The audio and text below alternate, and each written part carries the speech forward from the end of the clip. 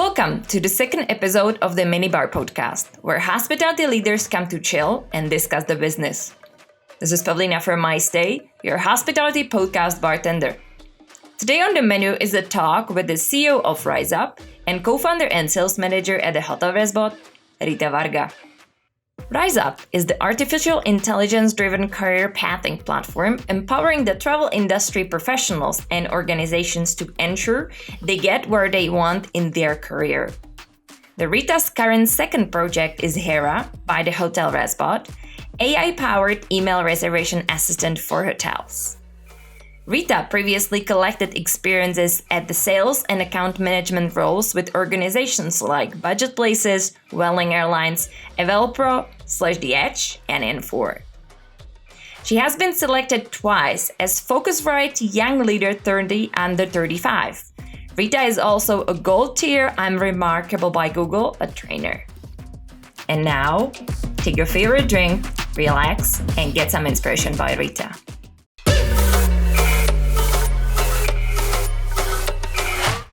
So Rita, welcome into our podcast.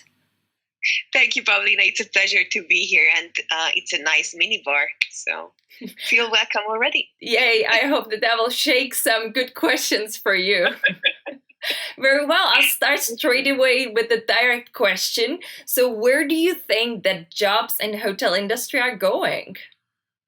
Oh, it's a very interesting and really, first of all, deep dive into the whole topics and transition that the last year brought to the industry, actually.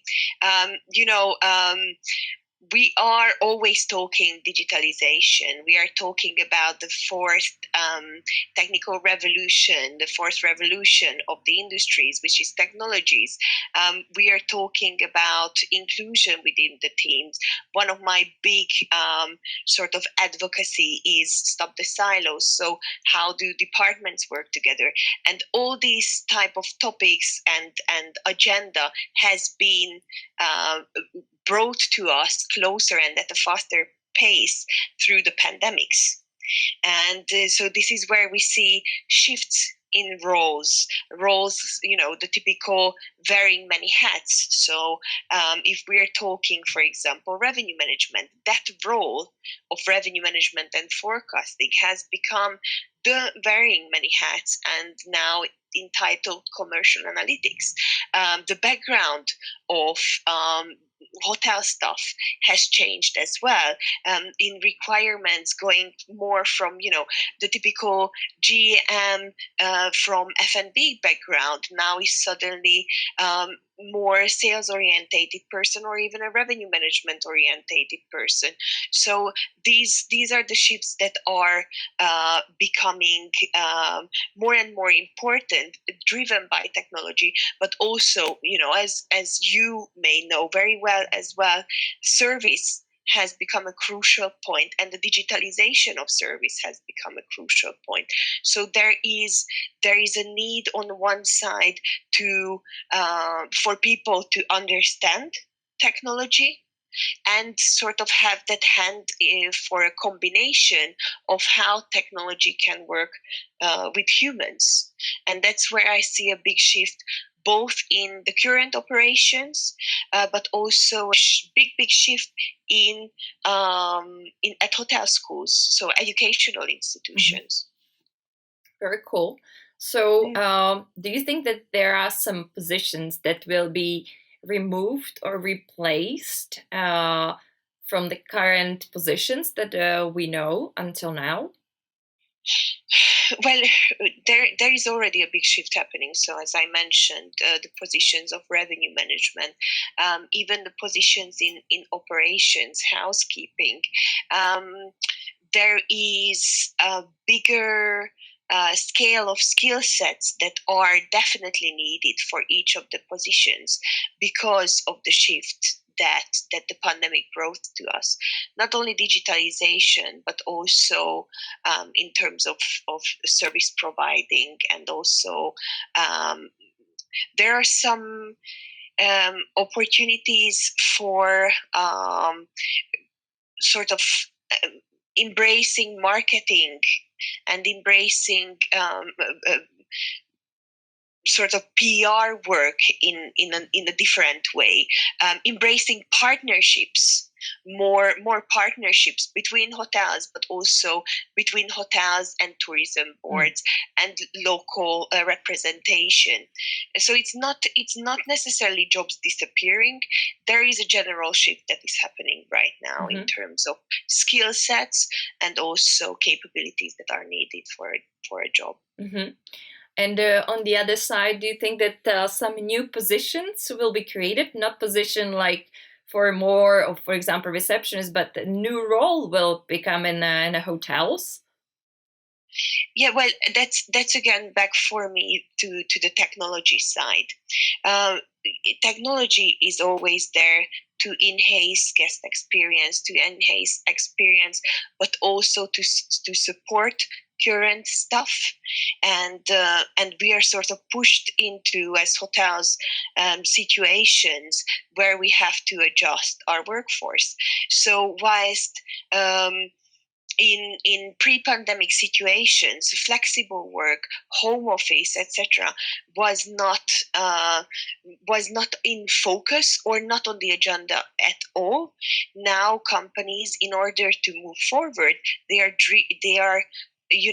pushed into this situation of making flexible work and home office available. So definitely new positions are created and there to both making those infrastructures possible within the hotel organization outside of the normal IT infrastructure, and also from a people's and culture side, to make sure that people or teams within the hotel's operations are mentally and also career-wise as a team supported in order to be able to deal with daily operations, but also improve in their current roles as well, and be able to adjust to new trends, but also new situations.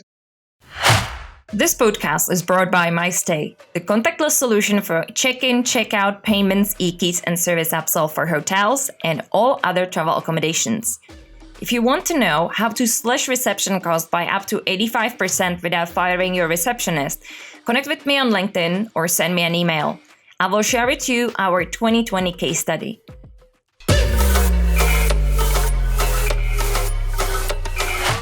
What do you think that are the best skills to have for future hospitality jobs? Are there better soft skills to have or hard skills? And in your opinion, which one would be the best to have? Well, for different cases, different skills are needed, and that's definitely a big homework for every HR department or people's department to define which skill sets are needed for each department.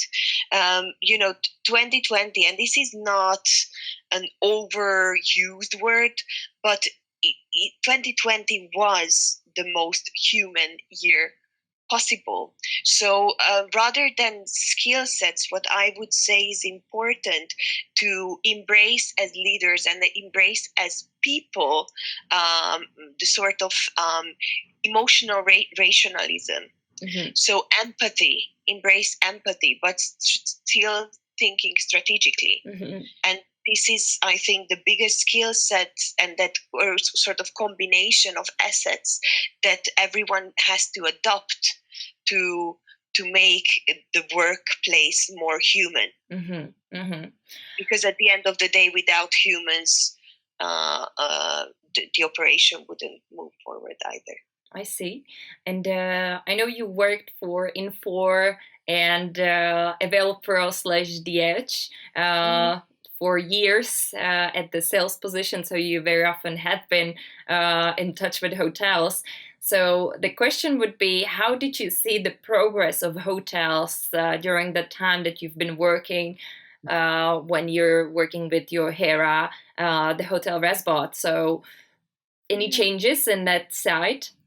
You mean in terms of operations or how they approach markets as such or distribution as such? It's more about the careers and jobs and how the, let's say, leaders are approaching their employees there, and how hotels, let's say, if they have been able to change from, let's say, old school their type of hospitality paper so much into let's say a lot of administration part into freeing the hands of their, let's say, guest experience managers, receptionists, and so on, and giving them space. I don't know. How do you see that involvement by using, for example, tech tools?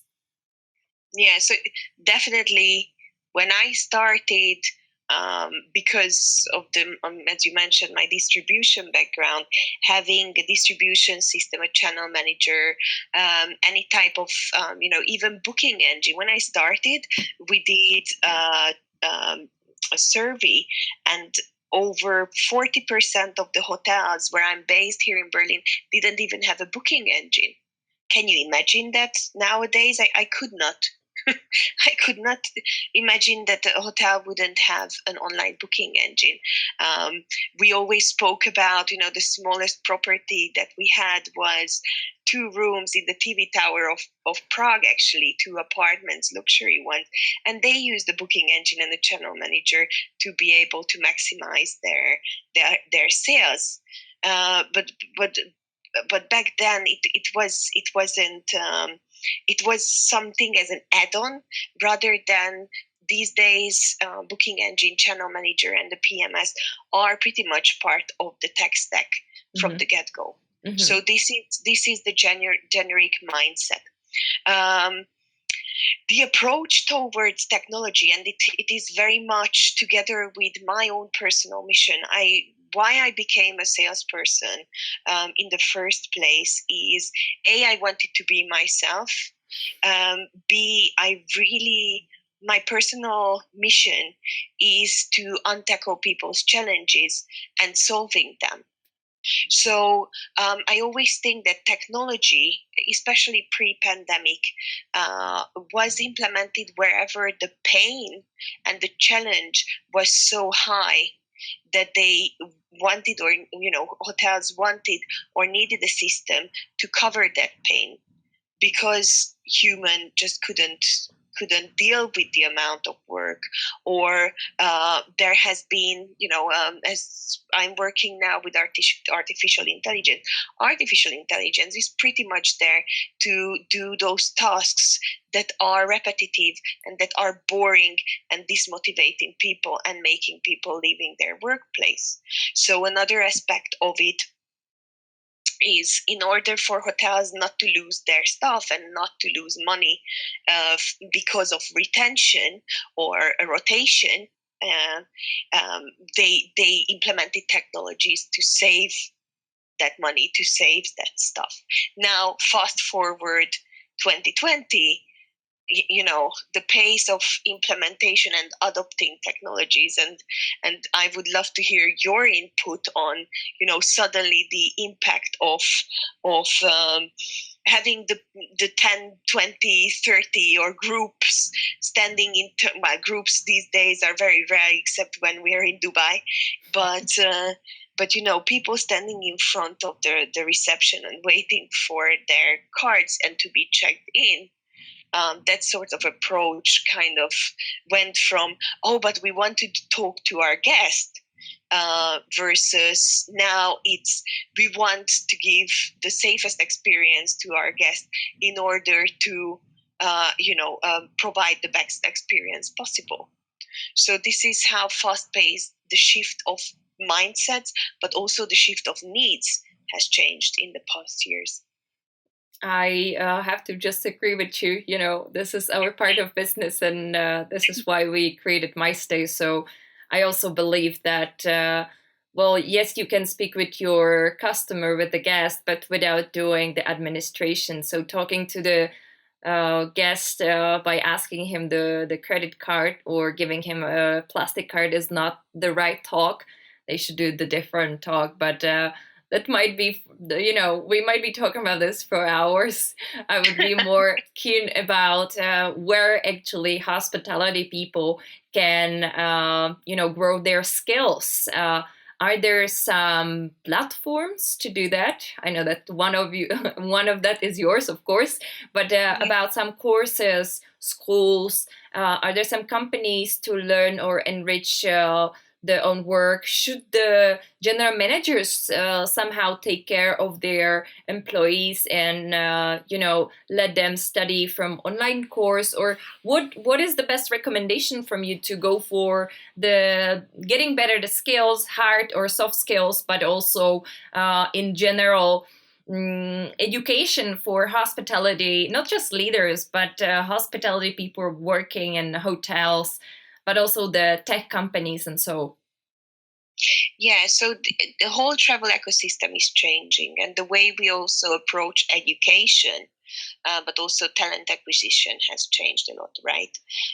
So whilst L&D, so learning and development, was an existing thing at hotels, now again, because there are teams that are working from home, but they still need to develop their skill set or adjust their skill sets, education is very important, or becoming even more important. Another thing is formerly what is Rise Up and our company has been a little bit earlier founded than the pandemic kicked in. So back then, the main challenge by hospitality companies, but the whole travel sector was um, how do I get qualified staff into my hotel? For example, there was always a big challenge in Prague or in the Czech Republic, especially to get qualified staff, because everybody was so happy and comfortable in their jobs that it was pretty much a challenge to move people out of their jobs and place them somewhere else. And we thought that was a challenge. Now, pandemic kicked in. A lot of people were put on furlough, or they were made redundant, and these people either moved into different roles and reskilled themselves, or they even completely left the industry. Right? So now people are faced, or hotels and hospitality companies are faced with an even bigger challenge: is how do I get those qualified people back? Mm-hmm. And this is where you have to address different type of talent acquisition, and part of our mission is to recruit and find talent from underrepresented groups, from diverse groups, to be able to reflect your guests even from different layers of diversity. Now, speaking of hospitality schools and hospitality education, um, we had a talk about a year ago when it was still early stages lockdown, with different hospitality schools, EHL, HTSI from Spain, Summit Education, Les Roches, etc. And there was still, you could feel the human element of these schools playing a huge part in the careers of their students.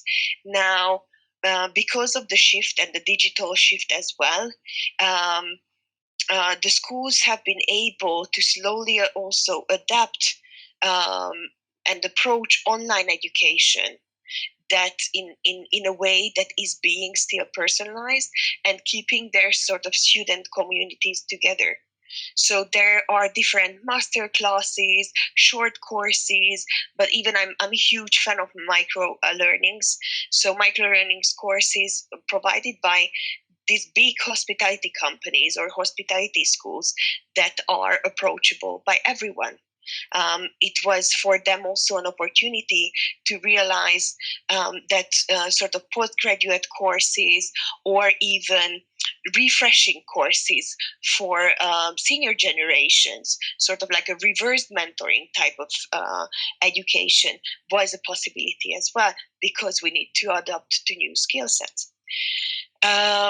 what Rise Up's mission and sort of vision was or is also all about, to be able to implement different resources that and analyzing the skill sets of each individual in order to give the right recommendation where they have to develop, if we speak hard skills, but if we speak soft skills as well. I see. Okay, that's very cool. And how often you think that people should study, or learn new things? Because nowadays a lot of things are happening, and it goes left or right. So how often you think that the employees should be involved with study process or education process? Look, I have a lot of talks with a lot of different companies, and taking even that time within their working hours to be able to study, to be able to improve their skill set. It's not only about improving skill sets and making stuff develop. It's also a combined exercise of team building, because education happens in teams as well. As for the mental health of, even switching off every Friday, let's spend from 2 to 3:30, 1.5 an hour with educational material. So it should be really implemented into the daily lives. I see. Well, I remember you told me that when you have been working for, I think it was The Edge or Infor, that you have been promoted from a sales manager, sales to a sales manager, and you got your team. And as you've been probably one of the best sales, then you jump into the leader of the sales, and you didn't know much where to take the skills of the leader of the team. So how did you manage that time, and what would you recommend to people who appeared in that type of situation of being a front office manager and leading receptionists, or getting into being general manager, or just being in tech company and just get your colleagues in your team? So what would you recommend to become a good leader? In my career, and that's part also of my why and the founding journey of Rise Up. For the longest time, I thought, because I have great skill sets, because of I speak 7 languages, and people see the opportunity in me. I'm kind of a great business developer as well. People see the opportunity in me, so they will come and promote me, or somebody is going to come and sort of save me as a mentor. And that never happened. People don't go, or your manager doesn't go, or your boss doesn't go to you and say, Rita, I'm going to mentor you now. Or even just to have those types of conversation of like, how do you improve in your career as a leader versus how do you improve your career as a salesperson, right? Because it's hard skill being a salesperson, soft skill is leading a team. And with time, I realized that the key is actually in me. And I reached out to several people, and I still keep on reaching out to people to be able to being mentored by others. So my founding journey with Hotel Resbot, Hera, our managing director Brandon May, has been for the longest time one of my mentors. And he saw the opportunity in me, and saw the skill sets, of course, that he is constantly on a daily basis enabling in me. And that's why he asked me to be on board as well. But what I'm trying to say with all this is mentorship and mentoring is very important for everyone, to reach out to people, and to get that unbiased, as much as it can be, unbiased advice and expertise, to become a better leader and to be able to progress in your career. So key. Before you go to choose a mentor, you should have some some aims for yourself or some goals, or you create it with your mentor? How do you see that? It's always good to do the exercise first of this is where I stand. This is where I'm great at. This is where I want to go for myself, and then reach out. But I think it's a combination. Again, it happens organically with the mentor, and of course, that's again one thing that we are approaching with Rise Up, this guided career pathing or learning journey, so that you get, based on your skill sets, an analysis and a recommendation of where the journey can go. Because of course sometimes people don't think outside of the box, and there are great people in travel technology that are coming from the hospitality sector, but hospitality people with hospitality background never think, or sometimes don't think, that they could have a career in technology because it's related with the buzzword, oh my god, technology. But it's analyzing the skill sets and saying, oh, you could be actually great in this and this role. And that's not something that they think by themselves. It's something that is based on their skills. Either a person tells them or a machine tells them that maybe you should look into this, right? It's cool. I based on that, I have 2 questions. First one is how to choose the best mentor. Oh. I don't think there is a best mentor. I don't like believe a good mentor for yourself, for your thing you want. Communication. Think outside of the box. Sometimes the person that is more that doesn't look at all like you is the best person of reference. Okay. It's more based on behavioral traits rather than I'm a graphic designer, you are a graphic designer, let's match. Okay. But it's also definitely a process. And I would also recommend, because we are humans at the end of the day, and we are in relationships, it's better to call a day when a relationship is dried out or it doesn't work and restart, than sort of always knocking on the door and trying to force something that is clearly not working. And where do you think that I should search for my mentor, or the one I think is good? Is it LinkedIn, or should I ask someone?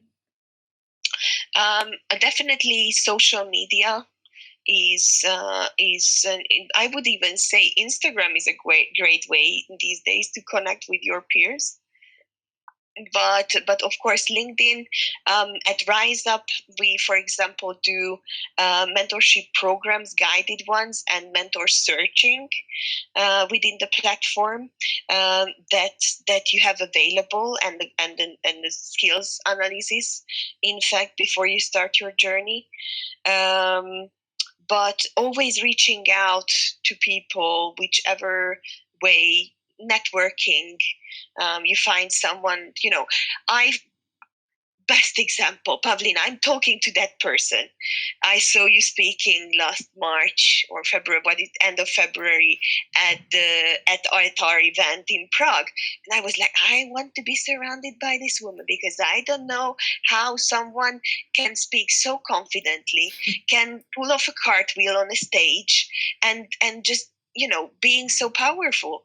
I want to be surrounded by that woman. So I at our pace, I'm looking at you and staying in contact with you to be able to grasp the energy and using you as a mentor unconsciously. Well, thank you very much, Rita. I didn't know your feelings about that, but thanks a lot. I really enjoyed the event, by the way. A lot of interesting men and women were there. So I hope to be able to jump in another online or offline meeting like this, because it's very important to be there also for people and share the the skills, and as you said, also the energy. It's very much vibrating in these times when people are still back home and they need something, and that something is energy and vision. So that could be very important. And in general, that would be the question number two. Is there's a lot of tech going on in these days, and it's necessary to study it and learn it and so on. But every day there is something new, and it's hard to keep going with the new trends. And sometimes you don't know what's gonna stay alive and what's not. So, for example, 5, 6 years ago when we started to develop, it was 8 years ago when we started to develop the mobile apps for hotels, it was sort of like, no, no, no, no, no, this is a buzzword, it won't work. But at the end, we ended up with online check-ins and checkouts. But I understand those people 6, 7 years ago when they said, oh, I don't want to learn anything new because there are so many things going on.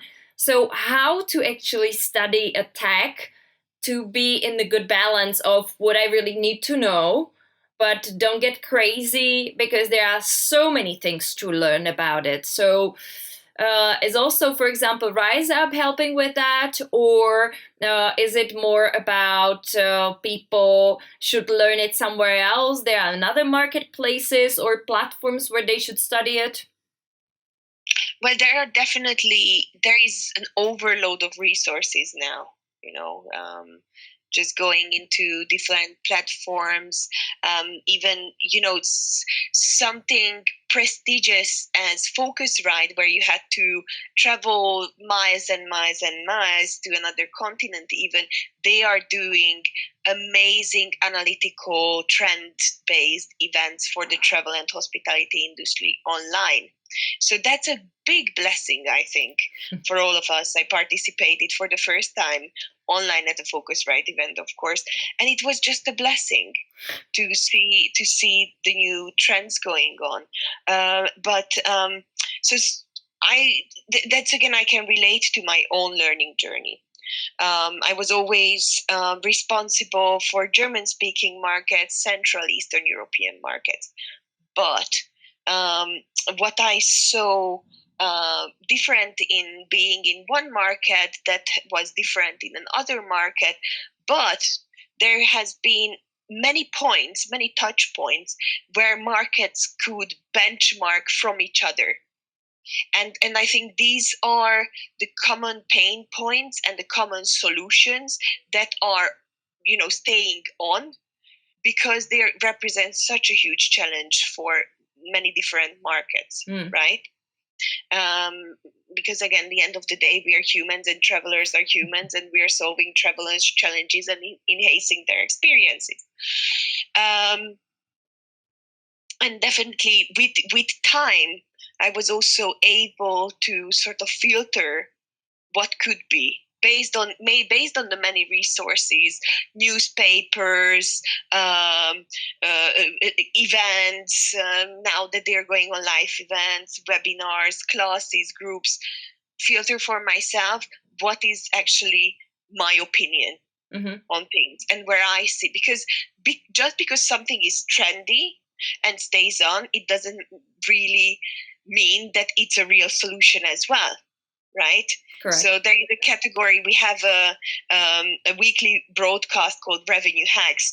We often use the word sexy tech because these represent for us solutions that are not really life-saving, but because it's painted in very sexy colors, people are just biting on it. And it doesn't really neither solve challenges, enhance experience, or creating additional revenue. It's just sexy tech. So you would be able to filter that out with time. But you definitely need to look outside of your own market and your own space, what is going on in the world and different parts of the world. I see. But it's also, with Rise Up, we are a technology company, but based on a community, and that community is very strong. and it's based on the experience of representation of underrepresented diverse communities. And for instance, for women, one of the number one challenges is asking questions on solutions, asking questions that are related to unknown zones.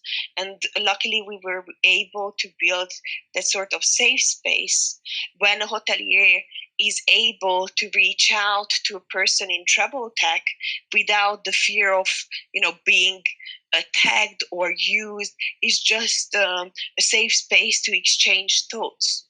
So whatever you are not asking in the meeting from your colleagues, you come to the community, the social network side of Rise Up, and ask your question, and then you get it answered from different resources within the travel ecosystem. Cool. Well, there would be also the question, so if I'm not from hospitality and I would like to understand more the industry because I want to apply the job or anything like that, maybe after COVID, but what they should learn as first thing? What is the most important thing to learn? Well, it depends on which part of the organizations are coming in, because just as much as there are transferable skills from hospitality of outside of the industry, there are transferable skills from sort of like an e-commerce aspect, or there are definitely a lot of people that are coming in from business schools into the tech space. So they are already bringing that sort of, I think in travel tech, the most important skill is to understand processes and understand where we go from A to B and how we get there and make that connection. And as soon as people are capable to understand sort of the process side of things, then you are able to build a better big picture. I see. And you've mentioned in the beginning that those skills that should be capable for everyone, or everyone should learn, that is sales and revenue. So also maybe information for me if I want to get better into those parts, where I should go, what should I search for? Process optimization. Ask questions. Again, this is different sources. Google is your friend. Never fails. That's A. But also reaching out to everyone in the industry, especially these days. People are so welcoming and open to share information with you. We now have to work together more than ever in order to move forward. So don't be afraid to reach out to somebody else from the industry or within the company. Even we did a very nice program last year called Match and Mentor, where companies were hiring from outside of the industry, or tech companies were hiring from within the hospitality space of people who have been made redundant through their jobs. And we established a mentorship program where there was one or several reference people, mentors, that were in charge of onboarding, mentoring for 3 months of that person. Mm-hmm. I see. Okay. And if you would recommend some other industries than hospitality that hospitality should look at and take some ideas so that they are further than the hospitality, what they would be? Hospitality as such, I would just say, is very much behind a lot of industries. There is always definitely benchmark to other spaces, but it's more about adopting, because we are a people's business. It's adopting technologies, part of even looking at ourselves or how comfortable we are with using Google Translate on a daily basis, but we are concerned within our own operations about data protection within our PMS. It's even our day-to-day life is a great example of adopting technologies and growing. I see. So What it would be the one industry that you would recommend? I wouldn't especially recommend. I mean, for me, again, another opportunity that I see is an industry that is adopting artificial intelligence. Mm-hmm. And the way they adopt artificial intelligence and to make it in practice within the operations, day-to-day operations of their organization. So whether that is medical or even, even within the music business, they started to use artificial intelligence. Very cool. That's a good tip. Very cool. And Actually, if I go to a little bit of, let's say, new jobs and exchanging positions, so about automations and stuff like that, we skip from Rise Up to your Hera. So could you introduce Hera via, for example, elevator pitch? So what is it doing? elevate. We're at the minibar, Pavlina. Do people do with gin tonic an elevator pitch? Come on, yes, always pitch, pitch, pitch. Well, Hera is hotel email reservation assistant, and we are an artificial intelligence based reservation assistant for hotels, restaurants, but also we are now launching our travel agent reservation assistant. So we are able to translate and implement travel agent bookings within hotel operations. Cool. So there is some email that comes to reservations. So then the guest asking something, it's not a chatbot, but it's automatically replying the right answer to that guest. Do I understand correct? There is a possibility. So basically, the guest is writing to the hotel, Mm-hmm. and either with the help or without the help of the reservation agent, we answer and also convert, though, if in case there is a booking request, requests into bookings. So there is a possibility of um, assisted processes, which enables, saving a lot of time for reservation, especially in a flexible and remote environment, to look up data availability on PMS or the booking engine, and then sending offer back, all these back and forth communication. But the biggest challenge that we found with, especially these days, is the lack of manpower. The guest experience is just lacking in terms of meeting service goals, because by the time you get actually to answer a reservation request, that guest already booked on booking.com 10 times. I see. All right. So what do you think is the next big thing in hospitality, Rita?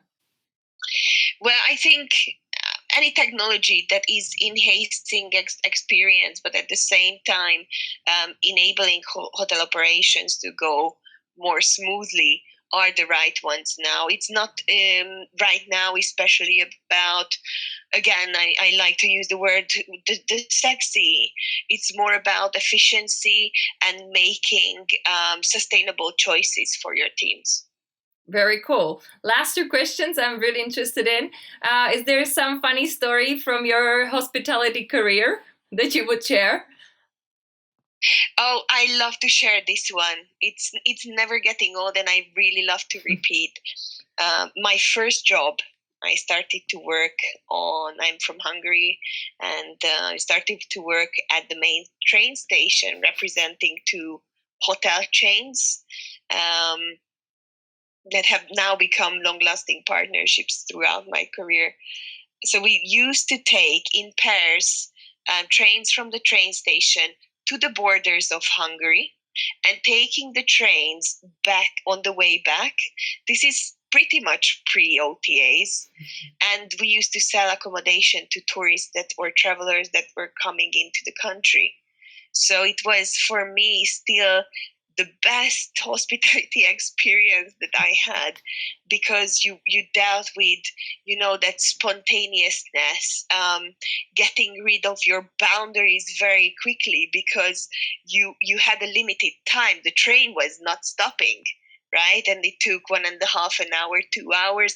You had to go through that train, and you saw literally I'm getting out of the train, and 30 people like ducks walking behind me, and all the train stations are, who is that girl who takes the tourists? Because I was, average rate 90 euros for a double room in Budapest. People were walking behind me, placing them into transfers and taking them onto their hotels. Was kind of the most exciting experience of my career. Very cool, very cool. Then the last question would be, what is your favorite cocktail, as we are in the minibar? Oh, these days I'm very pregnant, so I'm taking the Virgin Mary, but pretty much the Bloody Mary would do for me anytime. Wow, that's super cool. So hopefully one day we will take a Bloody Mary again once we are meeting at some event. So Rita, thank you very much for being here with us in the Minibar podcast, and looking forward to the next meetups. Thank you so much. Thank you for welcoming into your space. Next drinks in Minibar will be served with Deso Mahoney, while talking about the story behind the book assist, the importance of honesty in a company, hospitality changes after COVID, and many more in the episode called From Decades of Entrepreneurship to the Big Acquisition. If you liked our Today Minibar podcast, don't forget to rate it and subscribe to the channel in your podcast application, so you don't miss any new episodes with inspirational hospitality professionals, their stories, and new ideas. Or if you want to know how to slash reception cost by up to 85% without firing receptionists, send me a message on LinkedIn or by email. So until next time, guys!